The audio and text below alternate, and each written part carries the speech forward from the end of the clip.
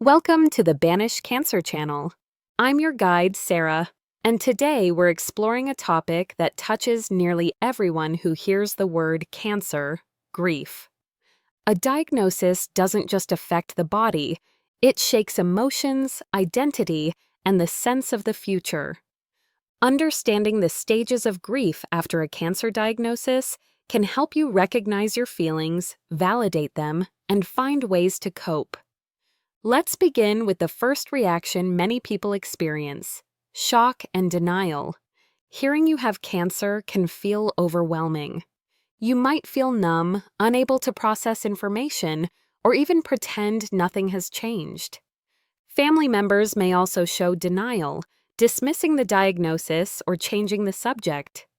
Denial can be protective in the early days, giving you time to adjust. But if it lasts too long, it can prevent you from getting the care you need. After shock, emotions often shift to fear, anger, guilt, or even relief. Fear is common. You may worry about treatment, the future, or cancer returning. Anger can surface when routines are disrupted or when you feel misunderstood. Guilt may appear if you think you're burdening loved ones or question past choices. Relief sometimes comes after diagnosis, especially if you waited a long time for answers. These emotions can overlap, and it's normal to feel more than one at a time. Psychologists often describe grief in stages: denial, anger, bargaining, depression, and acceptance. But grief is not linear. You may move back and forth between stages or feel several emotions at once. Let's walk through them. Denial, as we said, helps you cope with shock. Anger is a natural response to disruption and loss.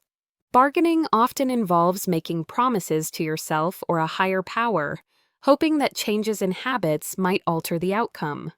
Depression brings sadness, fatigue, and sometimes hopelessness.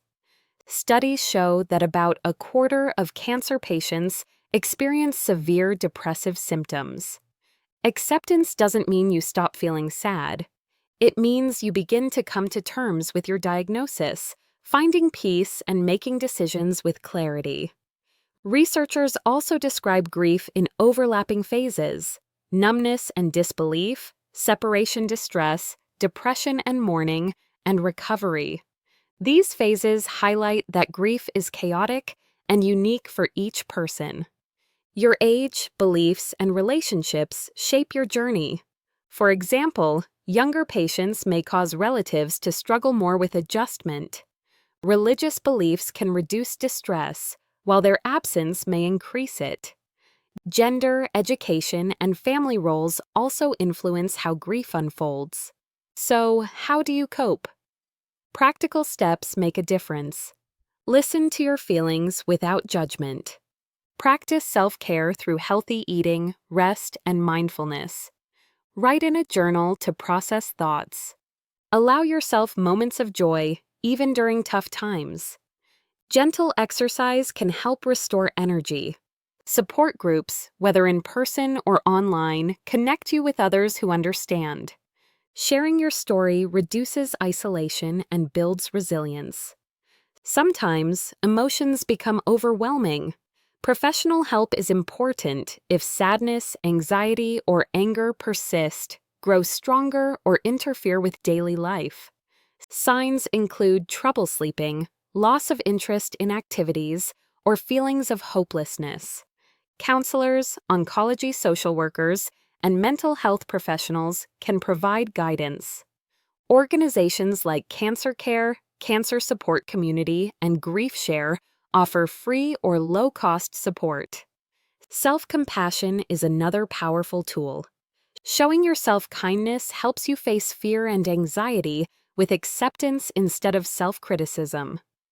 People who practice self-compassion often feel less anxious and more balanced.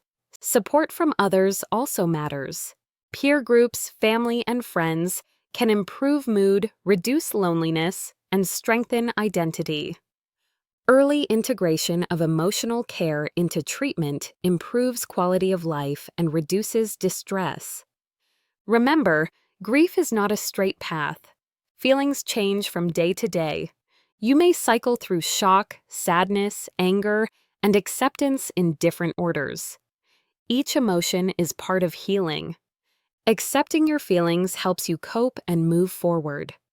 Support networks, whether family, friends, or professional groups, make the journey less isolating. The bottom line is this: grief after a cancer diagnosis is normal. It comes in waves, overlaps, and looks different for everyone. Recognizing your emotions, practicing self-care, and reaching out for support can help you find strength. With help and hope, you can move toward healing. This has been the Banish Cancer channel.